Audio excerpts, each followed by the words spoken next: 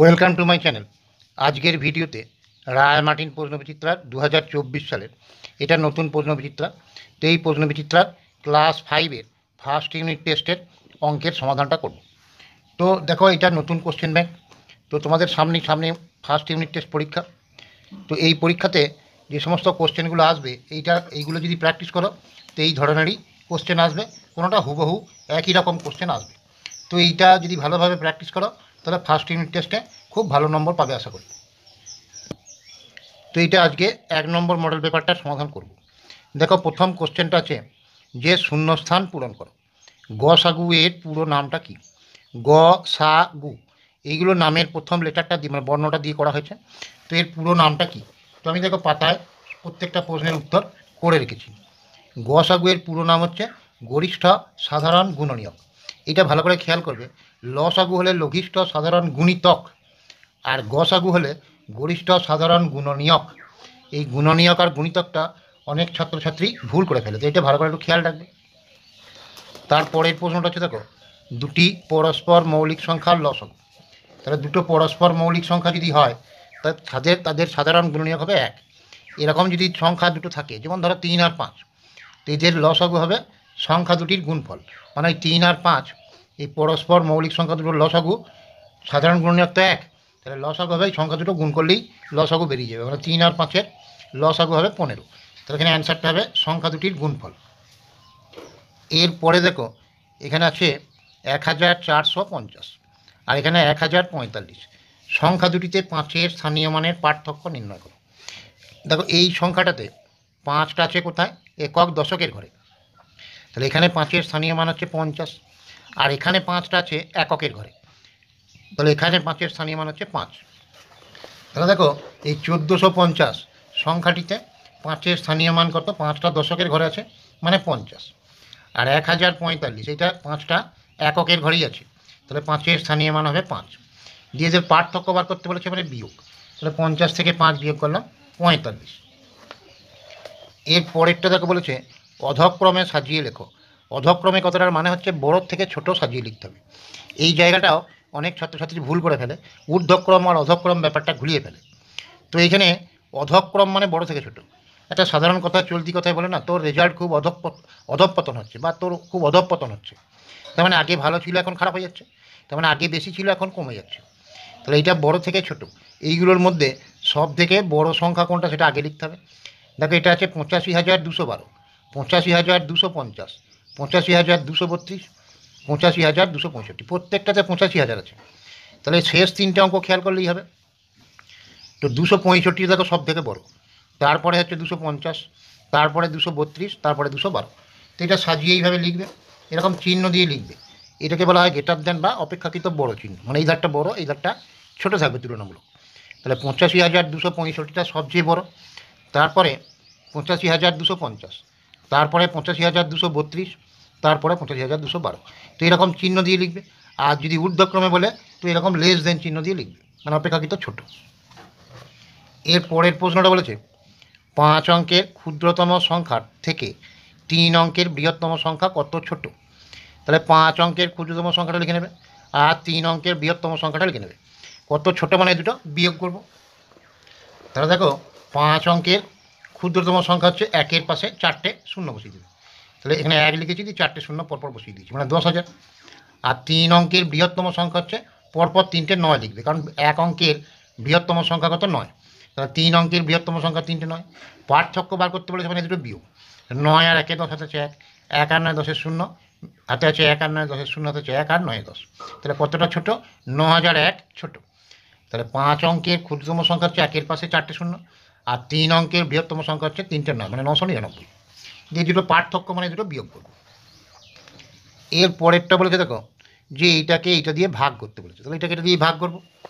তাহলে দেখো, এই যে সংখ্যাটা আছে এইটাকে 365 দিয়ে ভাগ করতে বলেছে। তাহলে 365 প্রথমে 6 বার দিলাম, তাহলে কত হলো? 6 5 30 0 3, 6 6 36 আর 3 39 9, হাতে আছে 3, 6 3 8 7 3 21।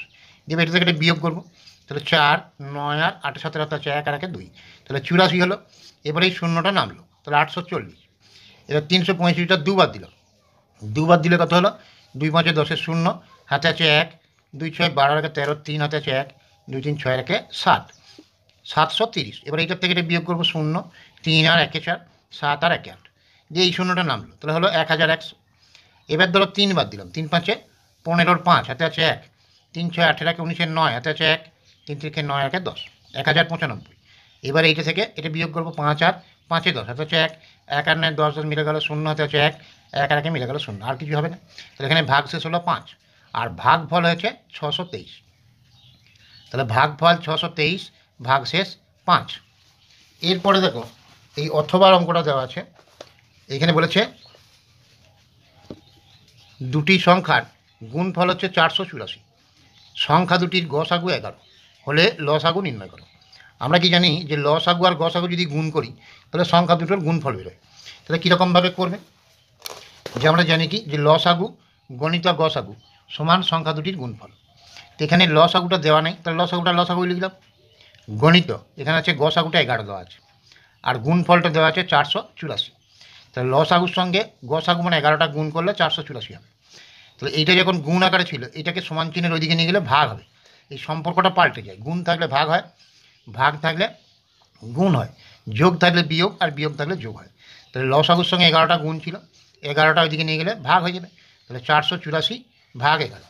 এবার দেখো কাটাকাটি করলাম, 11 4 44, 48-এর নিচে 44 বললে 4 বাকি থাকে, 4 এখানে পাশে 4, তাহলে 44, 11 4 44। তাহলে লসাগু কত বেরোলো 44। এইটা খেয়াল রাখবে যে লসাগু গণিত গসাগু সমান সংখ্যা দুটির গুণফল।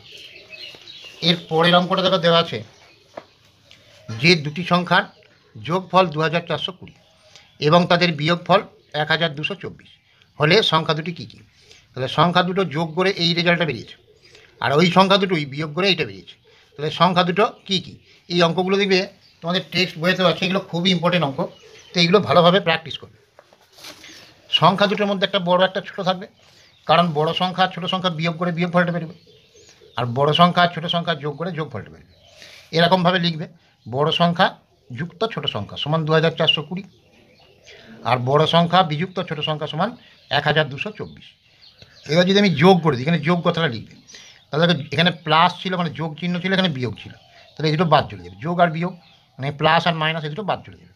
তাহলে বড় সংখ্যাটা কবার হলো 2 বার, তাহলে 2 গণিত বড় সংখ্যা সমান, যেহেতু যোগ করেছি তাহলে এই দুটো যোগ করবো, 4 2 আর 2 4, 2 আর 4 6, 1 আর 2 3, 3644। তাহলে 2 গণিত বড় সংখ্যা মানে কি, বড় সংখ্যাটা 2 বার আছে, সেই যোগফলটা হচ্ছে 2 বার যোগ করলে 3644। তাহলে বড় সংখ্যা সমান, তাহলে একবার হবে মানে 2টা ভাগ হয়ে যাবে, 2 বারে যদি এইটা হয় একবারে তাহলে 2 দিয়ে ভাগ হবে, 2 18 দেখো 36, 2 2 4, 2 2 4 1822। তাহলে বড় সংখ্যাটা বেরিয়ে গেল 1822 বা 1822। এবার সংখ্যা দুটো যোগ করা হয়েছিল 2420 যোগফলটা ছিল, তার মধ্যে বড় সংখ্যাটা বেরিয়ে গেছে, তাহলে ছোটো সংখ্যাটা কী করে বার করবো, এই 2420 থেকে 1822টা বিয়োগ করে দেবো। 2 আর 8 হাতে আছে 1, 1 আর 2 3 আর 9 12 হাতে আছে 1, 1 8 9 আর 5 14 হাতে আছে 1, 1 আর 1 2। তাহলে বড় সংখ্যা কত বেরোলো 1822, আর ছোটো সংখ্যা 598। তো এইটা অন্যভাবেও করতে পারো, একবারেই বেরিয়ে যাবে।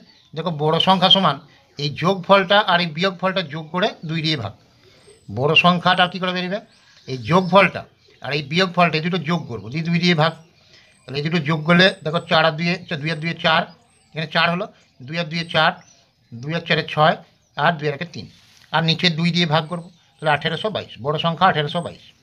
এবার ছোটো সংখ্যাটা কী করে বার করবো, একইভাবে এই যোগফল থেকে এই বড় সংখ্যাটা বিয়োগ করে দেবো, ওরকম করে বার করতে পারো। আবার ছোটো সংখ্যাটা এই বড় সংখ্যা বার করার সময় কী করেছিলাম, এই দুটো যোগ করেছিলাম, 2 দিয়ে ভাগ করেছিলাম, আর ছোটো সংখ্যা বার করার সময় এই যোগফলটা আর বিয়োগফলটা বিয়োগ করবো, 2 দিয়ে ভাগ করে দেবো। এখানে যোগ করে 2 দিয়ে ভাগ, আর এখানে বিয়োগ করে 2 দিয়ে ভাগ। তুমি যদি ভাবো যে এরকম করে না করে বড় সংখ্যাটা বেরিয়ে যাওয়ার পর ছোটো সংখ্যাটা এইভাবে যোগফল থেকে বিয়োগ করে বার করবো, তাও হবে। তাহলে এরকমভাবেও করতে পারো, এরকমভাবেও করতে পারো। তাহলে দুটো বিয়োগ করলে হলো দেখো 1196, 4 আর 6 10 হাতে 1, 1 আর 2 3 আর 9 12 হাতে 1, 1 আর 2 3 আর 1 4, 1 আর 1 2, একে 2 দিয়ে ভাগ, 2 5 10, 1 বাকি থাকলো 19, 2 9 18, 1 বাকি থাকলো 16, 2 8 16। তাহলে একইভাবে 1822 আর 598 বেরোবে। তো এইভাবেও করতে পারো, এইভাবেও করতে পারো। এর পরের অঙ্কটাকে দেখো, সকাল 7টায় 3টি ঘন্টা একসঙ্গে বাজার পর যথাক্রমে 15, 20, 25 মিনিট অন্তর বাজে, কটার সময় তারা আবার একসঙ্গে বাজবে। তাহলে এখানে 15, 20 আর 25 মিনিট আছে, এইগুলো লস আউট করবো প্রথম। তাহলে প্রথমে এই 15, 20 আর 25 এই তিনটের লস আউট করবো। 5 দিয়ে দিলাম, দেখো 5 3 15, 5 4 20, 5 5 25। এই তিনটে দেখো আর কোনো সংখ্যা দিয়ে ভাগ যাবে না, তাহলে লস আউট হবে এই তিনটের গুণফল। তাহলে 5 × 3 × 4 × 5, তাহলে 5 3 15, 15 4 60, 60 5 300, তাহলে 300 মিনিট হলো। এটার লস আউট কত হলো? 300। এবারে এই 15, 20 আর 25টা মিনিট এককে দেওয়া ছিল, তাহলে লস আউট যেটা বেরোলো সেটা মিনিটেই বেরোলো। এবারে আমরা জানি যে 1 ঘন্টা সমান কি 60 মিনিট, তাহলে আমার এখানে বেরিয়েছিল 300 মিনিট। তাহলে 300 মিনিটটাকে ঘন্টা করতে হলে 60 দিয়ে ভাগ করবো, তাহলে 60 5 300, তাহলে 5 ঘন্টা হলো।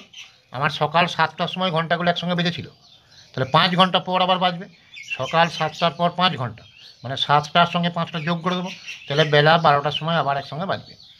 সকাল 7টার সময় বেজেছিল, আমার এখানে বেরোলো 5 ঘন্টা পর একসঙ্গে বাজবে, তাহলে সকাল 7টার পর 5 ঘন্টা মানে কি 7টার 5টা যোগ বেলা 12টার সময় একসঙ্গে বাজবে। তাহলে এইখান পর্যন্ত সমস্ত অঙ্কের সমাধানগুলো হয়ে গেল। পরের অংশগুলো পরের ভিডিওতে করে দেবো। তো যদি ভিডিও ভালো লেগে থাকে লাইক করো, শেয়ার করো, সাবস্ক্রাইব করো।